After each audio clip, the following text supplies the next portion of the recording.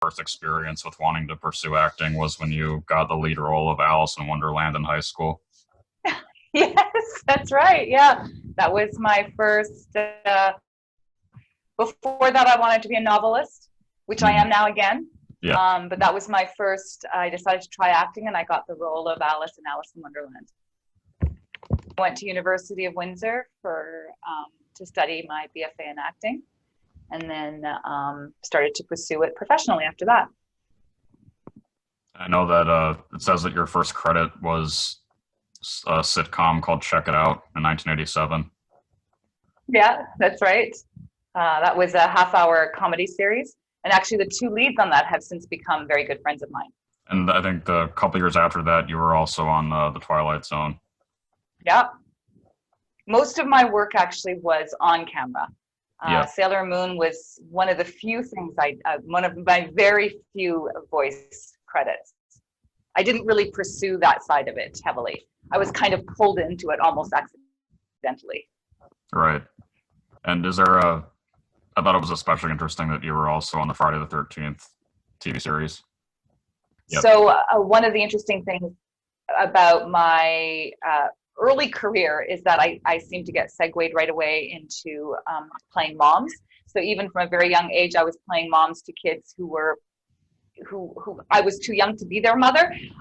So that became kind of a focus. And then, but it was fine. I enjoyed the work. It was all good. I did that in Friday the 13th. And there's a couple of other popular episodic shows that I did that are in that same vein. Like I did a couple of episodes of Goosebumps. Yep. Same thing. I played the lead's mom in that as well. And the connection to Sailor Moon is that when I was asked to participate in Sailor Moon, I did the very first line, which was Queen Serenity's line, in the very first episode. And then went on to do Sailor Moon's mom, or not Sailor Moon's, but when she's a little girl, I played her mother. And that was, so I did that, and that was fine. And then later on, once she wasn't in the picture anymore, the producer and then Sailor Neptune came in as part of the cast. Right. The producer who was doing the English dub asked me to audition for Sailor Neptune. So I actually jumped from being a mom again to being one of the fun, interesting characters. Mm-hmm. And I know, didn't you and Sarah record together often?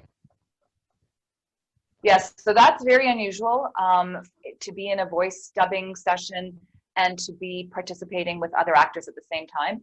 And I think you might have talked to some of the other actors who did Sailor Moon dubs, and they did not very often get to act together. So that was really unusual in that system. It was just easier to record people separately and then put them together in the scene, through editing. But because we had so many scenes together, they decided it would be good, it would work well if we actually recorded together.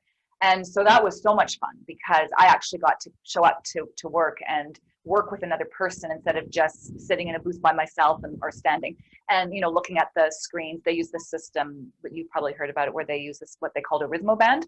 Mm-hmm. So it was handwriting, and you basically had to kind of follow along with this line that crossed the screen. So Sarah and I would stand side by side, and we would, do the dubbing to the rhythmo band and try to, match up the mouth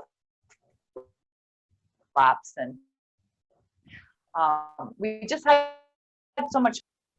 Oh, you may have frozen again. Oh, there you are. And I know there was at some point that you guys were told to actually portray them as they were meant to be portrayed, like as a lesbian couple, right?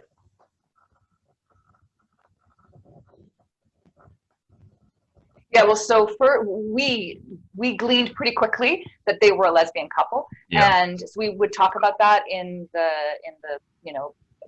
backstage, and we would talk about the fact that they had decided, the American company had decided that they didn't want it to be obvious that it was a lesbian couple, but we knew, and then so we just decided that we were going to play it as it, viewers who were watching could extrapolate for themselves what was really going on here. And obviously it wasn't our job to change the lines or change the words or anything like that, but you know, we were sort of, there was this idea that it, you know, children couldn't accept, you know, same-sex partners. And of course we know that that's not true. And luckily we've gotten past that, and luckily the show has endured, you know, so strongly through the decades that we can act of or earlier version of animation where that was actually it.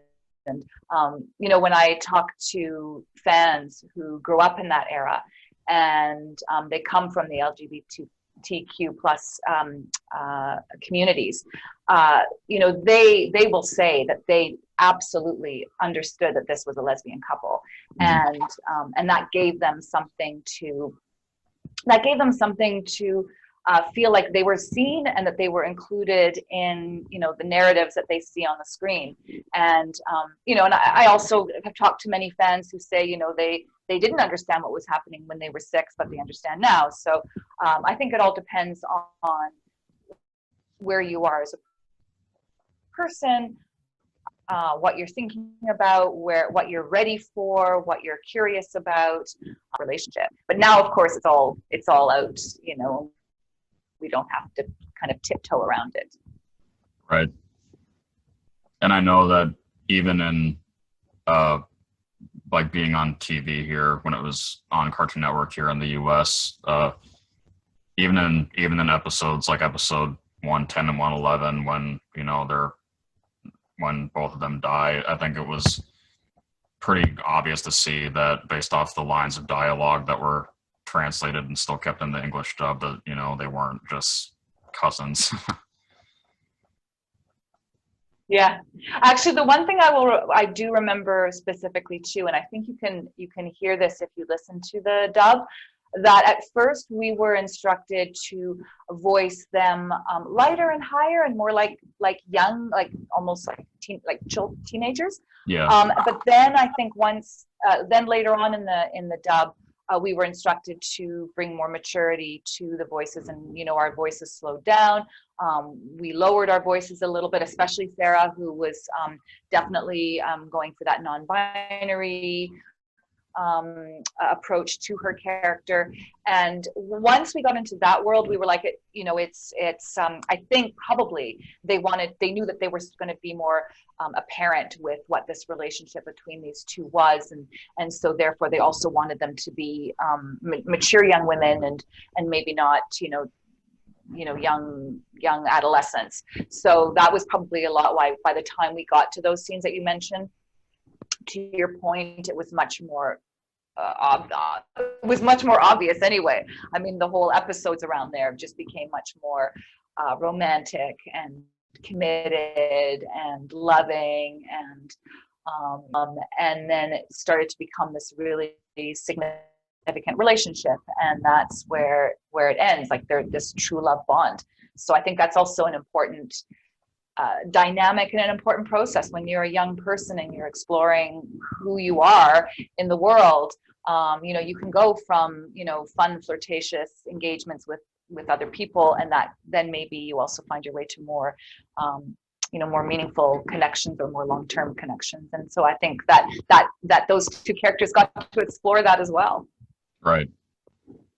And was that in that role, was there a certain process that you personally did to get yourself in the headspace of being in a lesbian relationship?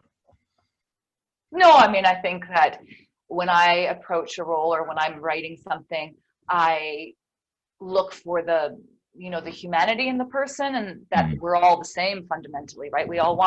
There are so many things that we want that are fundamental to all of us, regardless of what our social or cultural backgrounds are. We want to be loved, we want to love, and we want to belong, we want to matter. You know, we want to live our lives in a way that is meaningful to us. And And that's what I look for when I was trying to get into character or whatever, is, well, what does this character want? And again, having Sarah in the room with me allowed me to actually talk in a way to another person, as opposed to trying to, make that connection up in the dark by myself. Mhm. And is there anything that you can personally relate to with Michelle yourself? So Michelle is very well, I see the word cold described, that she's described as cold a lot, but I don't see her as cold. I see her more as somebody who takes her work and the things that are important to her very seriously, Mhm. and so she's very focused on that, and so she doesn't have time to make you feel good with niceties. And so the thing that I relate to with her is her, I'm pretty extroverted, but I like to say that I'm an extroverted introvert. Yeah. So I love being by myself and working on my books and writing and in that world, um, and thinking and exploring and all of that. And so even though it's easy for me to come out of that world and be, engage with people and enjoy that social interaction, I very much relate to how Michelle, the character, protects her creative mental space. She doesn't do meaningless stuff. She focuses on what's important, and yeah, she takes her life mission very seriously, and I definitely relate to that. I know that Sarah moved to LA, but did you guys stay in touch at all or no? Yeah, no, sadly we lost contact. I mean, I don't even think we were officially in contact. That was in the days before, cell phones and social media, right? Yeah. So you had to put a pretty concerted effort into keeping in touch with people who went that far away. And so we didn't really make the effort to, oh, what's your address or that kind of thing. So, and then now in the days of social media, we've just never crossed paths. I don't think she's on any No. social media platform, because that's what I've heard from fans. So that really would be the only way that I could, get in touch with her now, if there was a chance. So we'll see. Maybe at one point our paths will cross again. Mhm. And did you? Nobody else I've talked to knew her, but did you know the the woman who played Pluto, who passed away, Susan Aceron? Oh yeah, I didn't know her personally either. Again, that came from the fact that so many of us didn't work together. I mean, Yeah. I didn't meet Katie and Linda until, well, maybe even Linda, not for years later. Katie and I worked together on a film that we both worked on called The Death of Alice Blues. So we worked together on that many years ago, and so we had a chance to sort of talk about the Sailor Moon days, but we really didn't cross paths with each other, and unfortunately, I didn't know her. I'm sorry to say, I wish I had stories about her. I wish I could, keep on her legacy. And what was your personal experience with Nicole, the producer? Because I know that she could be really crazy if she wanted to be. Yeah, I loved her. Nicole um, she was just feisty and funny, and she loved doing the work that she loved, that she was doing. She, it was just, when I went into that world, my memories are really only of something that was very dynamic and very fun. And I mean, I didn't have to work as hard or as much as the other sailors, right? So they're going in, they were going in for so many hours. Although I did do a couple of other shows with Nicole where I was dubbing other parts, a French series and such. So I did spend quite a lot of time with her back in those days. And no, I loved it. I mean, we we were just laughing all the time. We just had a great time. And was there much difficulty for you with the attack and transformation names and the physicality with Neptune and the fighting scenes and stuff? Um, I mean, the difficulty comes more in, how do you stand in a small sound booth and make it sound like you're doing the actions that are happening on screen. Yeah. And with the offs and the breaths and all that sort of stuff. So so we certainly had to be physical. Like I said, we never sat down. I mean, I don't know how many, if any, dubbing actors ever sit down, but it's just not really conducive necessarily to dubbing, unless maybe you're doing something very quiet and intimate. And yeah, we always stood up. So as soon as something was happening, in order to get the voice, with the right kind of push of breath and all of that, you do have to do some big movements. But you're still in a small booth, so it's very limited, and that becomes kind of a comedy too. I mean, if you were just to tape us, like do a video of us where you didn't see what we were doing, it probably would look quite silly. I take it there must have been a immediate chemistry between you and Sarah recording together. I mean, I think so. I hope she would say the same. I think we got along really well, and we, like I said, we understood who these characters were right from the beginning. Yeah. And so you understand that chemistry between romantic partners is important. And so, sure, we definitely,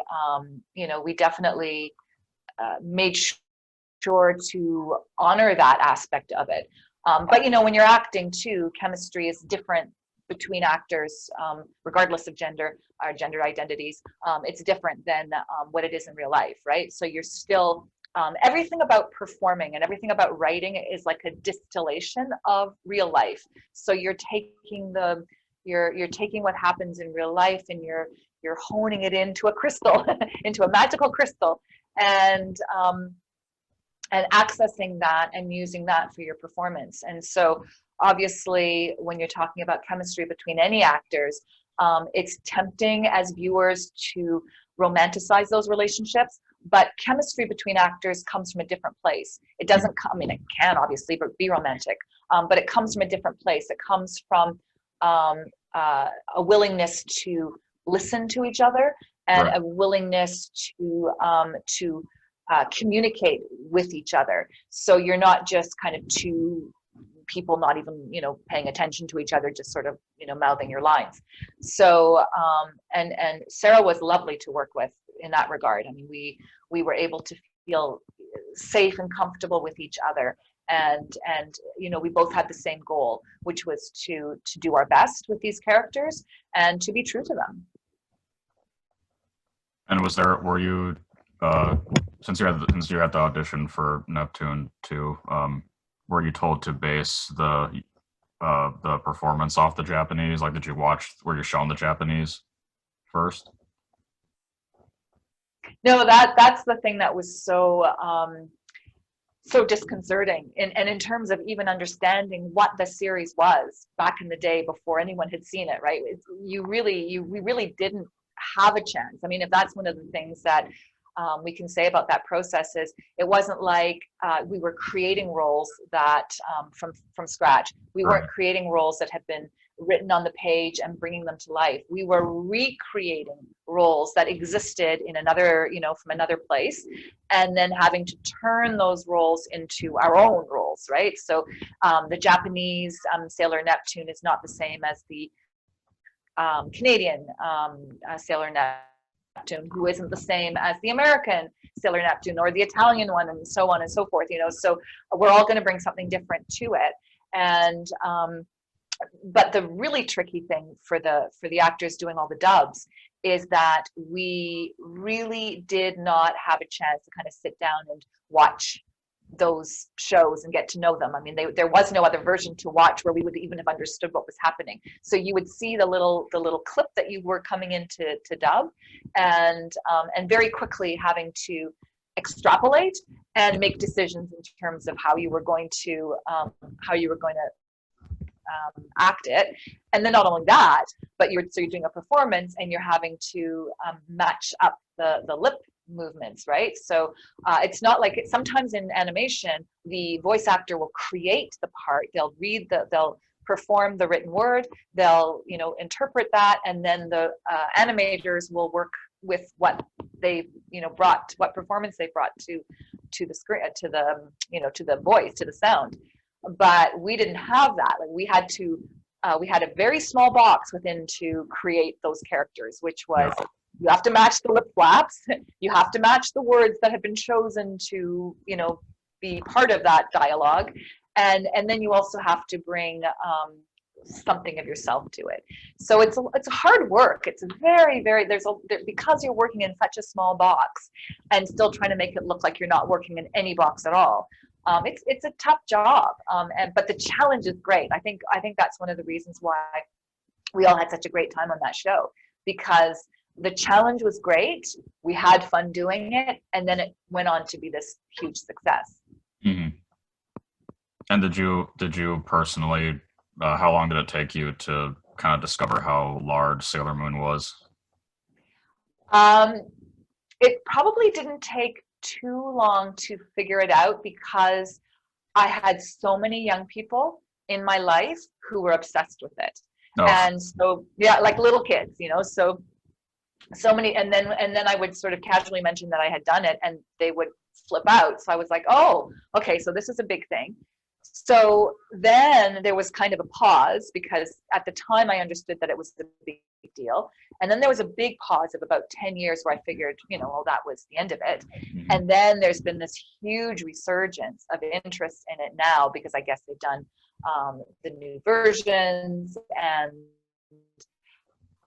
then we, you know, hit some milestone, you know, years of time that had passed. And so that became interesting. And suddenly we were being invited to Comic-Cons, and people were interested in the actors who had created the original English dubs of those characters. So realizing that it actually had this second huge life, and which is continuing now, unexpected.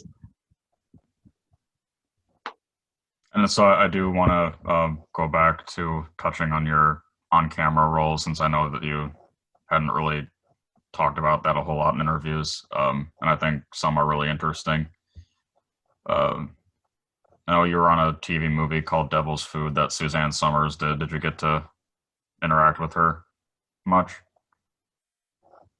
Yeah, actually, you know, that's one of the fun things about all of the films and TV shows that I did. I don't think there was one where I didn't interact with the, you know, the big stars that were part of it. And Suzanne Summers was lovely. She was really so charming and bubbly and sweet. And yeah, that was fun.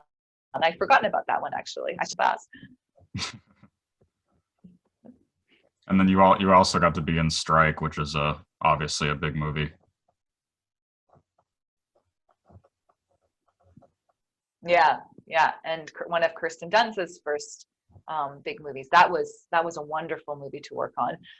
Again, I played a mom, and yeah, we were on set for a long time together. I mean, she and I didn't become close or anything like that. She was busy with the young team of actors that she was working with, and so. But it was wonderful to watch those young actors perform those roles. I mean, and to watch somebody who so clearly was on her way to becoming a star. So that was very cool. In the same year, you would have been in the movie about Studio 54. Yeah, and then I also saw on that one, my role was to interview Mike Myers. I was actually playing an interviewer, and like on a kind of like nighttime coffee chat show, and I got to interview Mike Myers as part of my part. That was really cool. And actually, it turns out that Mike Myers is a very dear old friend of one of my best friends. So those kinds of because he's Canadian, right? So those kinds of overlaps are really cool. And then I, when you do your hair and makeup when you're on set, you're sitting in the chair and you're getting your hair and makeup done. You know, actors are walking in and out all the time. So that's how you get to, say hi and get a little bit of a connection with lots of different people. And for Strike and 54, were those involved audition processes for you? Not really. I think I auditioned once, and then just waited a while and found out I got it.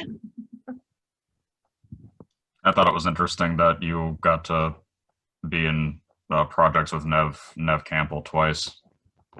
Yeah, exactly. Again, we never became friendly or friends or whatever, but she was very nice, very, very strong and very well organized. She was a great actor to watch in her world.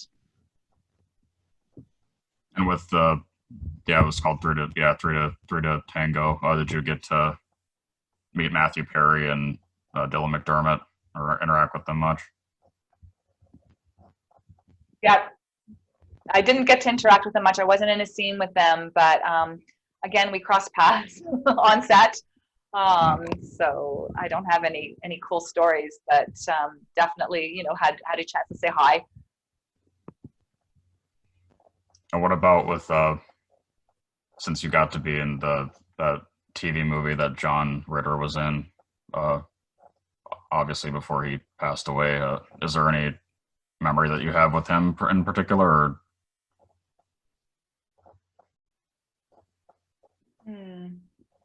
I don't know that we actually, what was the name of that movie? Dead Husbands. Oh, that one. Oh, yeah. No, because I was going, I don't remember working with him. But that's because I worked with all the women. That's right. That's the one where the women were all, getting together to kill off their husbands. So yeah, it's true. I'd forgotten that he was in that. So I did not interact with him at all, but we women spent a lot of time together. And that was fun. That was actually, it's very rare. And actually that's one of the things about Sailor Moon that is so extraordinary. It's very rare to be on a set, even now, where the bulk of the cast is women, and the bulk of the story revolves around women, right? So that was a very cool experience to be on a set where you weren't just some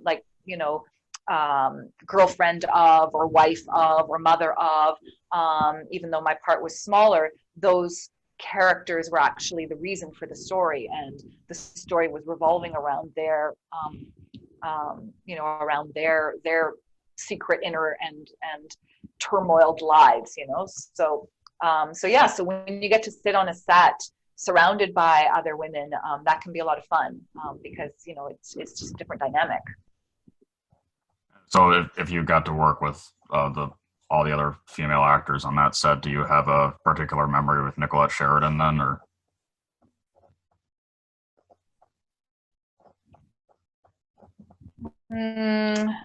So I just remember laughing. I remember again laughing on that set a lot, and sitting around in a circle. We would have our rollers in our hair and be getting ready for our scenes or waiting for scenes to come up, and I just remember laughing, and we would just all be telling stories and laughing, and it was fun. So I don't remember anything specific, but time. Mm-hmm. And this might be obvious too, but were all those projects, even the major films, were those all filmed up in Canada, or did you have to fly anywhere? No, they were all filmed up in Canada. Yeah, I didn't go down to this. That's not 100% true in terms of not going anywhere else. I wasn't ever cast in Canada where they would bring me to the States, but I was cast in Canada where they would bring me somewhere else in Canada. So I did for instance, I did a TV movie called Escape from Wildcat Canyon that starred Dennis Weaver, and that one shot in the sort of northern parts of, or not super northern, but northern parts of Quebec. So because it was supposed to be very in the wilds, there was a whole thing where the father and my little boy, so the grandfather and the little boy take a flight together, and the plane crashes, and so there was a lot of stuff where we had to be sort of in this place that looked very like the wilderness, so they used the Quebec wilderness for that, and so they brought me up there. But usually the stuff that I did was here in Toronto. Mm. Yeah, I was going to ask about that movie next, because it seemed like it was unlike anything that you had done on camera up until that point. Yeah, it was very involved. It was a great role. It was very intense. intense. It was, you know, the like I said, the premise was the grandfather and the little boy is them trying to survive the wilderness, and the other part of the story is me and the actor who played my husband, you know, being frantic and worried about them and sort of looking for them in the wilderness. So so there was a lot going on in that film that was very interesting to perform as an actor, where you're, you know, you're based someplace that's far from your home. You can't go home to bed at night, and you're, you know, you're staying in hotels and lodges. We actually stayed mostly in lodges, and you know, there really isn't anything outside, you know, outside the door, except for wilderness. So it was really beautiful and very intense. And then, you know, there's a lot of emotions obviously when you're playing parts where the you know, the fundamental storyline is that, you know, your child is at risk. And so that was one of the things, like I said, with this whole kind of career of playing a lot of roles where I was the mother of children, a lot of that was very intense because the children in these shows are usually in some kind of crisis, and as the parent, you're usually navigating that crisis somehow. So that becomes a lot of investment of emotion when you're performing that kind of role. Mm-hmm. Is there a particular one that stands out to you where it was the most taxing on you to get in that headspace?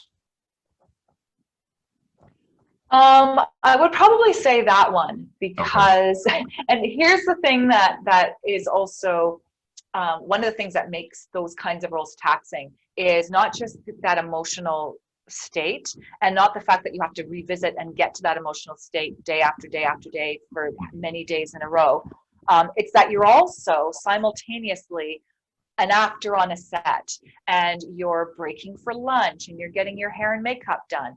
And so there's this sort of this dual role that's happening all the time when you're performing, where part of you is engaging with your actor friends and chatting and, you know, catching up and, you know, getting, you know, like I said, getting all done up in the hair and makeup room, putting on wardrobe that isn't yours. So it's a costume, right? And then you have to forget all of that, and then you have to step into that character and inhabit the emotional place that character finds themselves in. So in a case like that, where it's you know, it's very heightened emotion, where you're, you know, worried about your child, where you think they might have died, where you're and you're having to access that emotion, as I said, for many days in a row, and not just coming in for an afternoon of shooting. So that becomes interesting too, in terms of taxing, because your mind has to play these two games at the same time. One, which is I believe that I'm a mother whose child is about to, or maybe has died, and I'm an actor who knows that none of this is real, and I'm hanging out with my actor buddies and producer and director and all that sort of stuff. So it's you know, you're you know, there's this duality that becomes very you know, it's tricky. It's tricky to navigate sometimes. And this is just a general question I like to ask anybody that I know who does a lot of on camera. Was there any opportunity that you had to audition or be a part of something that went on to be majorly iconic, like a film or anything? Probably, yes. Give me a second. I'm sure I did, and probably we're going to say goodbye at some point, and I'm going to go, oh my God, there was that one. Because that's the thing, when you're an actor, you are a professional actor, you are auditioning for so many more roles than the roles that you get. Mm-hmm. And so I feel like, you know, you're generally speaking, I mean, I don't know what it's like right now, because I've actually stepped away from acting to pursue my novel writing and screenwriting. But you know, you're going to auditions a couple of times a week, and there were a lot of parts that I really, really wanted. I guess probably the one that I can think of, it didn't become a huge hit, but I auditioned for and got very close to getting the lead of a Canadian TV series that ended up, you know, that was really fun and would have been great to do. I think I had quite a few of those, actually, things where I could have been part of a series team, that would have been really great. So I probably would have had a better answer for you if I'd had a chance to kind of really sit down and think of all the auditions I've done. But let's suffice to say that there are lots that I would have loved to have been part of. Was there any aspiration for you to move to LA like early in your career? Yeah, at the very beginning of my career, as I think a lot, I think as a lot of actors who decide that they're going to pursue this professionally, I did definitely think I was going to go to LA and check it out. But it's not as easy as it sounds, because first of all, if you're going down without a role, you need to get a visa or a green card. You need to get permission to come into any other country and audition for parts.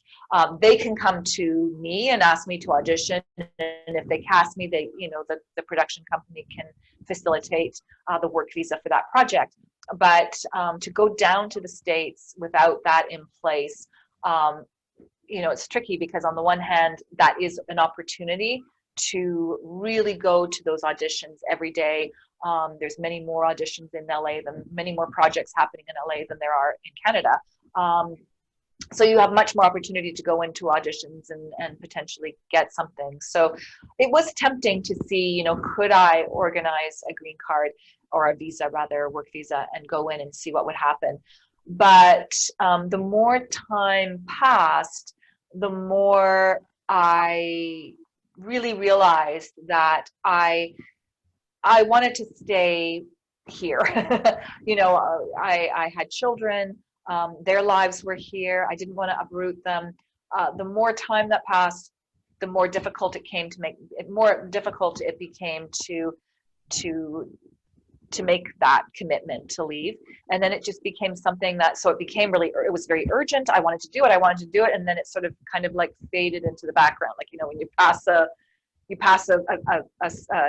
scenery, and the scenery leaves, and then you don't think about it anymore. So I don't regret that I didn't, but it was funny because I was so sure I was going to do it at some point. And then now looking back, it's like, oh, that's kind of interesting that I never ended up doing that. Mm-hmm. Yeah, I know that I don't think very many people that were on Sailor Moon moved to LA. I know obviously Sarah, and I know that Katie briefly did, but I don't think anybody else. Yeah, I don't think so. Yeah, I don't think so. As far as I know, they're all here. Oh, no, I do know one. Oh my goodness, now I'm blanking on his name, but there are a couple who did go to Reno Romano. Yeah, but there's another one that I'm thinking of that. Why am I blanking on his name? He's such a lovely guy. Anyway, sorry.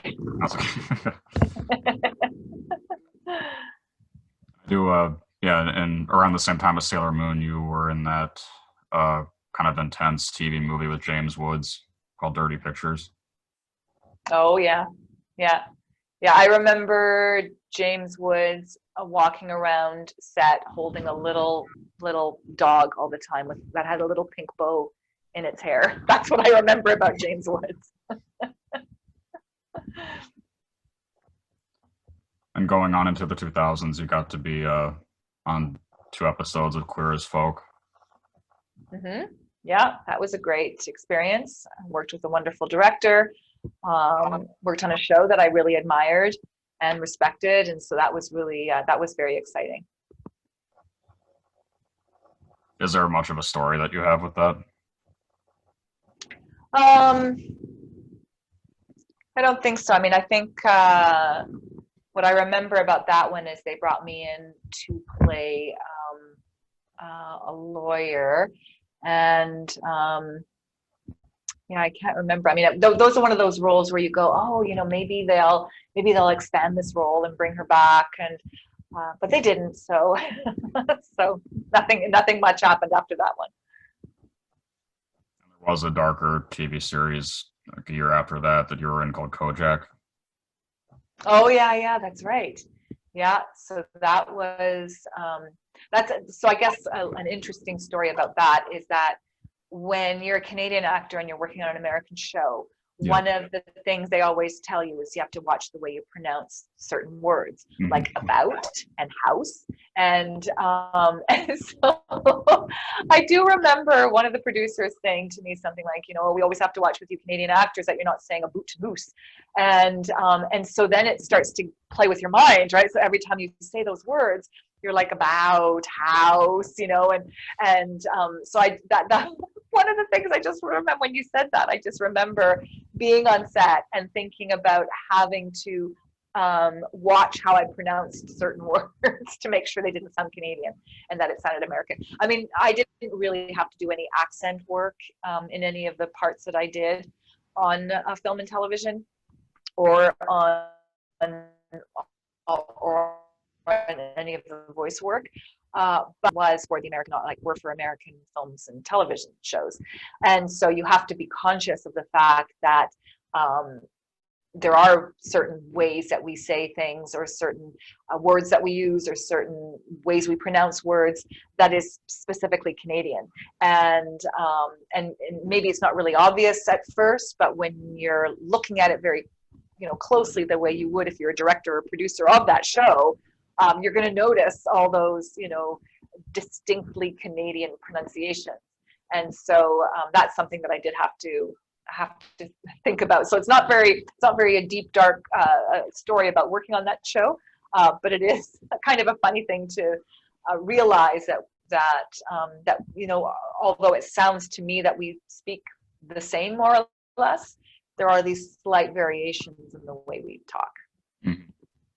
Have you had to do any like more difficult or varied accents for? Yeah, no, I never did. I mean, I when I went to study theater school, I certainly worked with accents all the time. Worked with British accents and worked with I can't remember many different types of accents. And once I moved over to film and television, because it's a much more you know, naturalistic form, you have to be extremely good at accent work, and you have to keep it up. It's like a muscle that can get flabby, so that you can make it sound organically your own, you know, the way that you speak. And because the work I happened to get right out the gate was generally speaking a Canadian or American speaking, you know, was a neutral accent, Yeah. I didn't have to develop those skills. So I lost those skills. So once I left university, I lost the skills to be able to really have a good ear and a good handle on accents. And I never had the need to keep it up.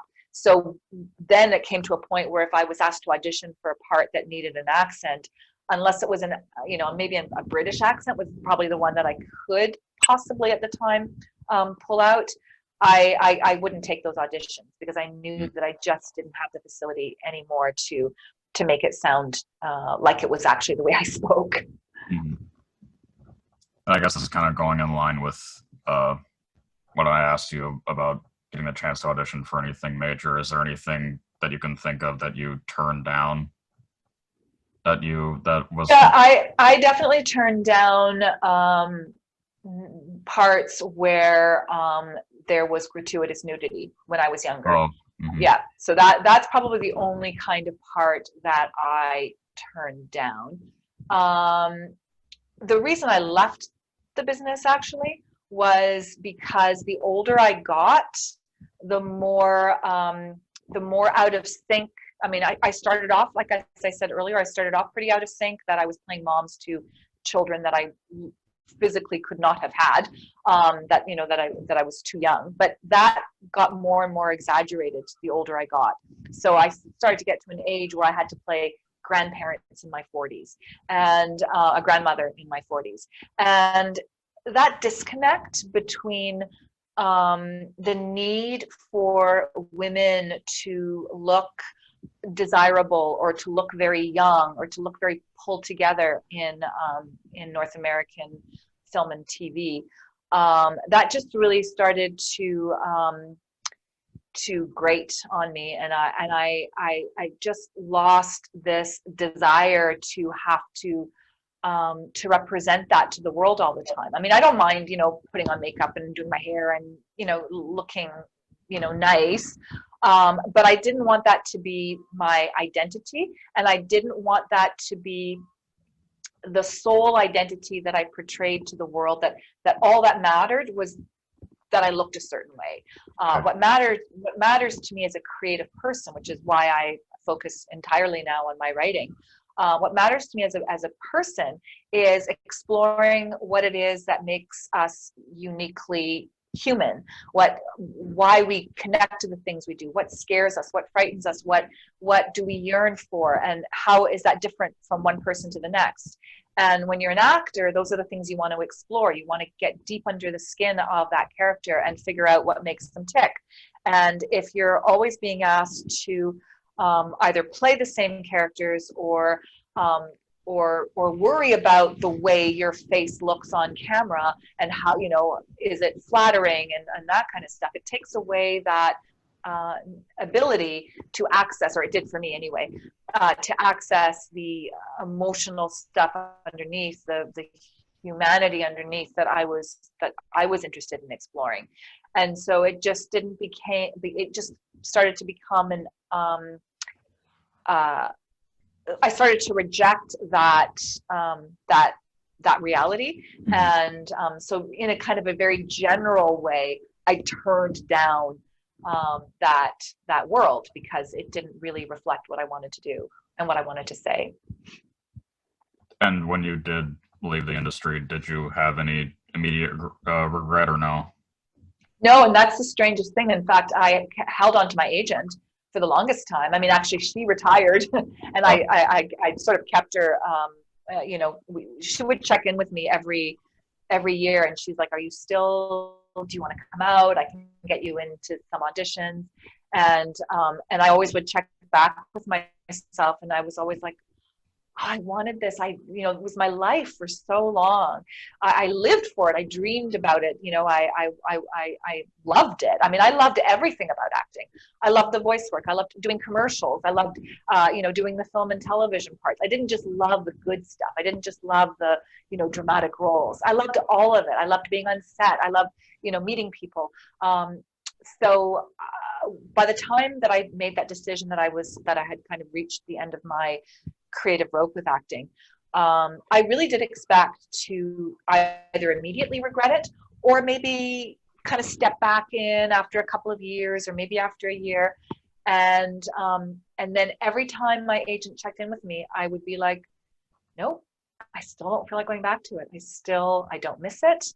Mm-hmm. And I love my writer's life so much. Yep. And I've also expanded. I was asked to teach some writing courses in the University of Toronto, which is our big university here. But actually, all those courses now have migrated online, and so I can actually teach students all over the world. But that's become another thing that I really, really love is sharing what I've learned over the many years that I've explored writing with prospective writers, developing writers.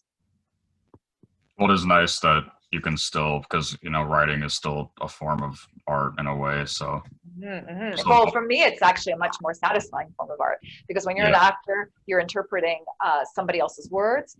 You're then also getting directed. You're then also having to, as I said, think about what it looks like on camera. I mean, there's so many things that go through your mind when you're acting. When you're writing, you really can submerge yourself into that creative process and lose yourself in a world, and then bring that world, slowly but surely into greater and greater focus as you edit it, and go back to the page over and over again, and develop your writing skills as well. So it's been, I feel much more creative and much more creatively true than I did back then. And there were just some other roles I wanted to ask you about that were later on, like right before you left. Since you got to be in Man of the Year with Robin Williams, did you get to talk to him much? This is the funniest thing. So I got cast in Man of the Year. I had a wardrobe call. I got my wardrobe fitting. I had a shoot date that was set up that we had all agreed to. And then they needed me for something on set, not to do my performance, but to, I don't know, pick something up or get another fitting. I can't remember what it was. And I showed up on set, and as the wardrobe mistress is, helping me or figuring out, like, is it going to be this coat or that coat, we get the word that the scene was cut from the script. And so they didn't need me anymore. And I'm like, oh, that's really too bad. I didn't get to meet anybody. And actually, I knew quite a few. I had quite a few friends who were on that set, so I was sort of looking forward to hanging out with them. And then, oh, that's too bad. I have to go home. I still got paid for my work, but I wanted to be on set. I wanted to do the job. And so I go home, and then the movie comes out, I don't know, a year later or whatever. And my name is still in the credits. And I'm still on the IMDb, and that's probably where you found it. And I guess once in the American system, when you're hired for a role and paid for that role, doesn't matter if you're still a credited actor on that show. And so I'm still a credited actor on it, even though I was cut before they even filmed it. No, that's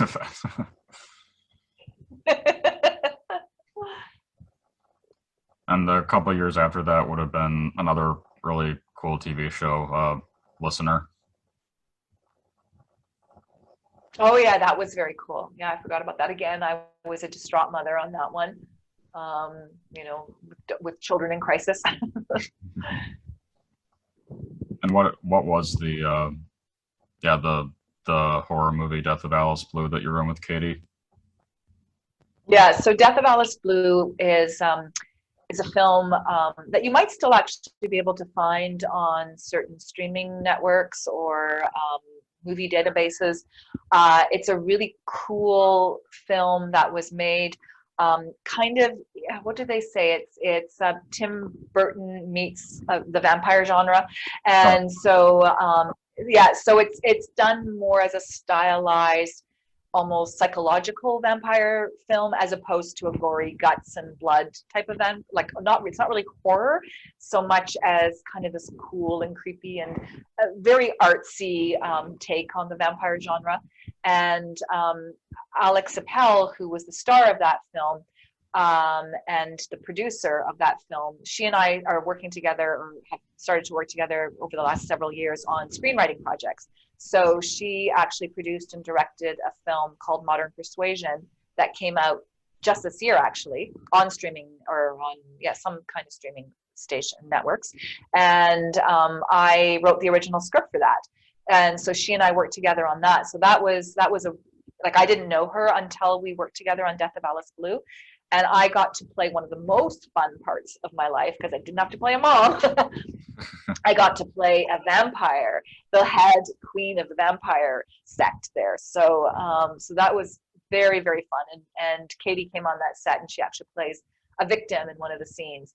And her husband composed the opening song that goes over the credits for that movie. So there were a lot of cool overlaps actually in that film. It's a very cool, interesting, quirky, different kind of film. Very beautiful.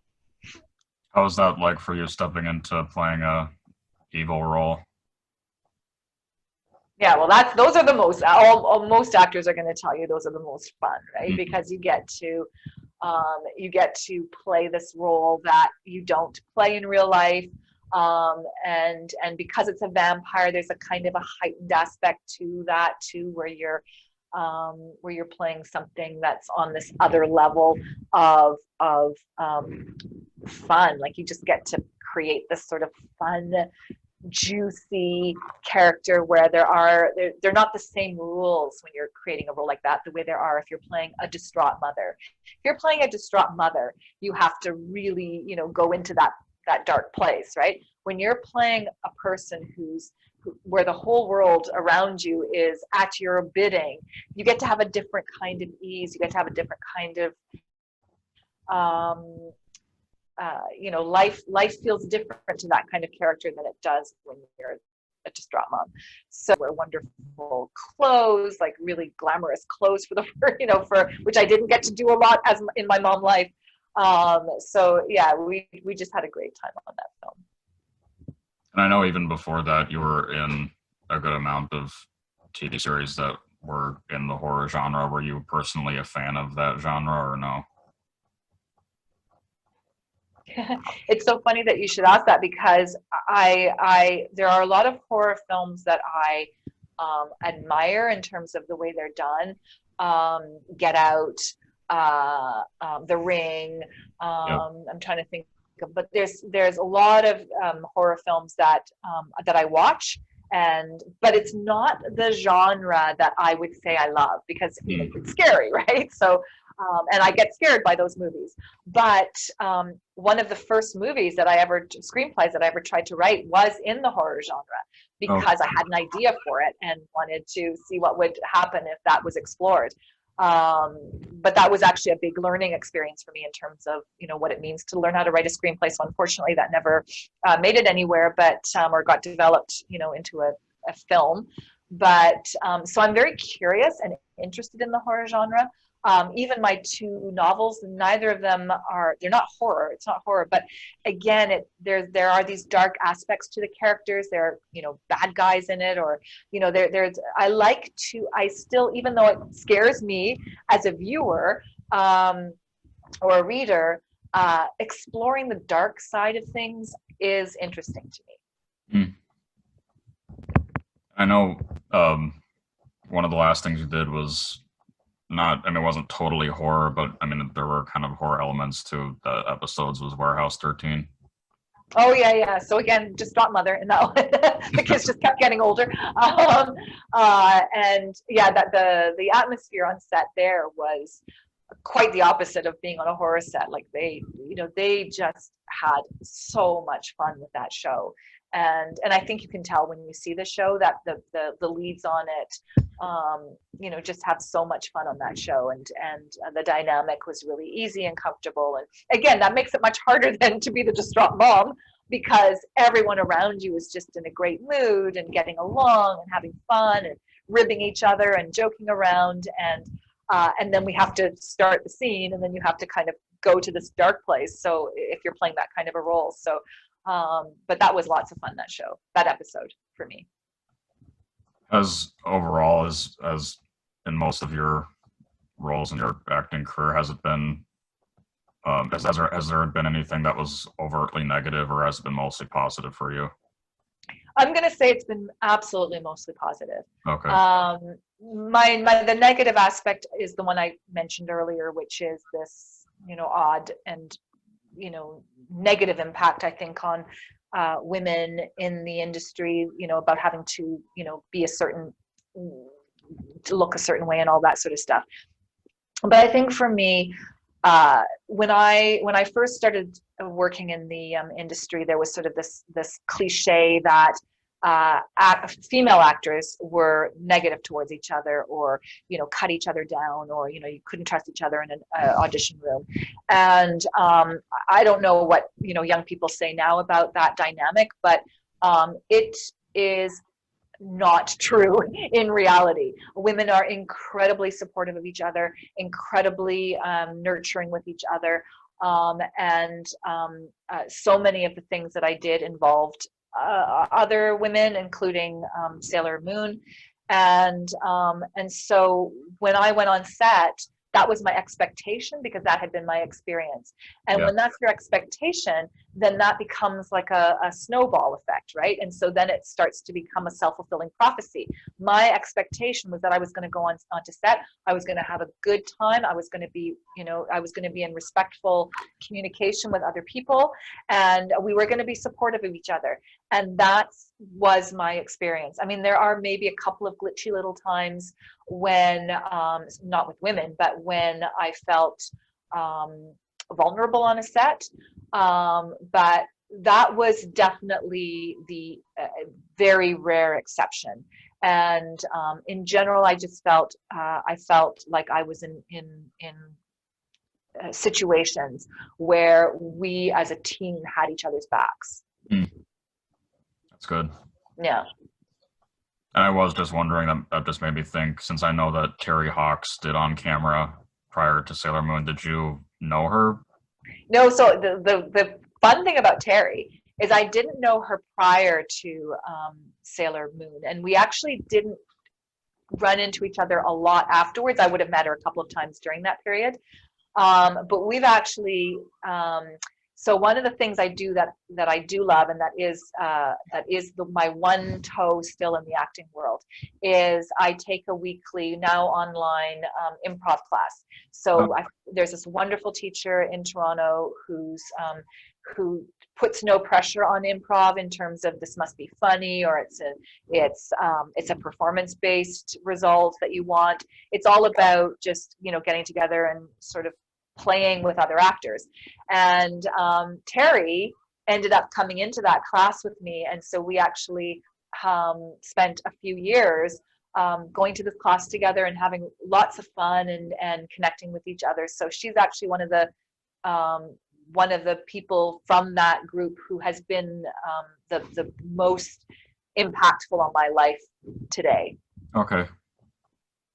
And she's also turned her attention to writing, screenwriting, I think, specifically, and so we have that in common as well. Well, I was just about to ask, is she still up there? Because Linda Valentine said that she thought that she moved to the West Coast. Oh, no, she's definitely here. Maybe I don't know if she moved to the West Coast.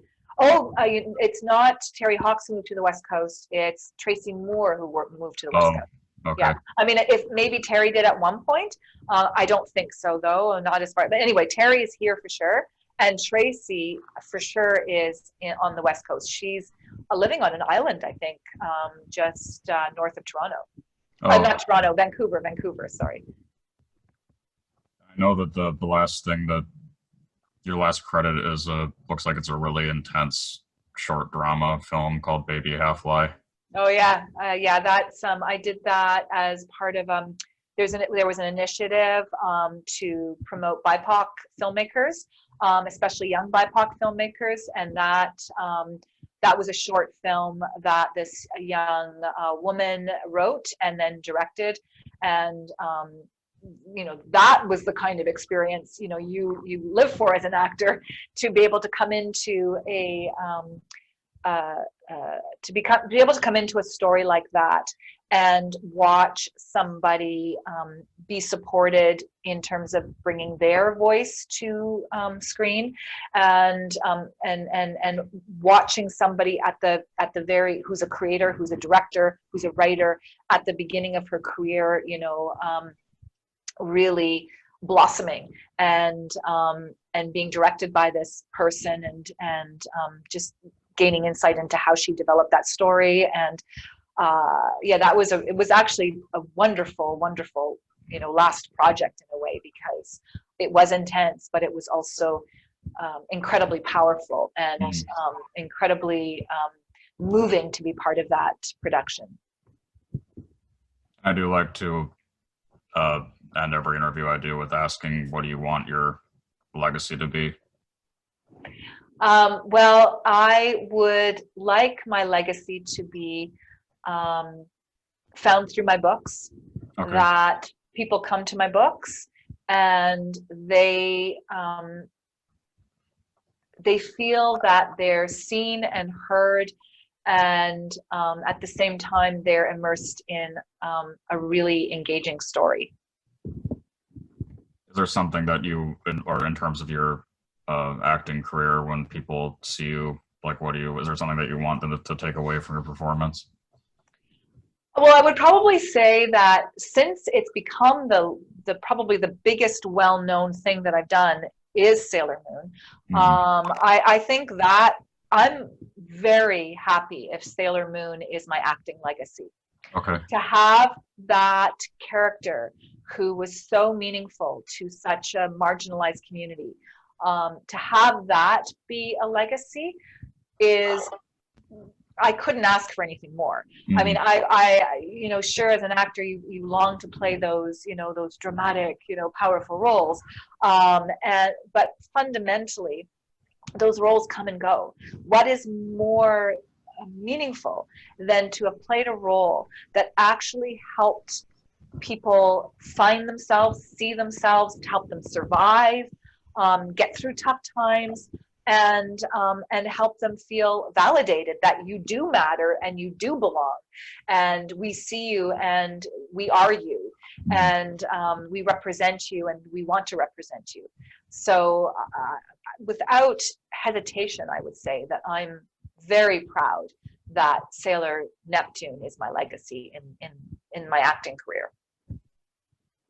Well, thanks. I'm glad that we got to do this and fix it after the little. Yeah, I hope it all ended up being smooth. But thank you so much, Chris. This was lots of fun, and it's always nice to even think about those aspects of stuff that I've done and why did I do it and what did it mean. So I appreciate the opportunity. Yeah, you're welcome. And I actually did. I don't think the information is accurate anymore, but I did reach out to Sarah's agency and like manager, but I don't, because she hasn't even acted for a few years either. So I'm not sure where she is. So you didn't hear back from them? No. Yeah, and I mean, like I said, we get asked this all the time. So all of us kind of look at, have you heard? No. And so, yeah, we can't, you know, I'm sure people would just be so over the moon if they had a chance to see her or talk to her. But, you know, we'll see. Mm-hmm. Well, thanks. And what's your intention now with the interview? What happens next? Oh, I put them all on YouTube and I post them like in different communities, like Sailor Moon communities and stuff like that. Awesome. Yeah. Yeah. So are you gonna let me know when it's ready? Yeah, I can send you the link once I have it on YouTube. Great. Super. Thanks. Okay. Thank you so much. Take care.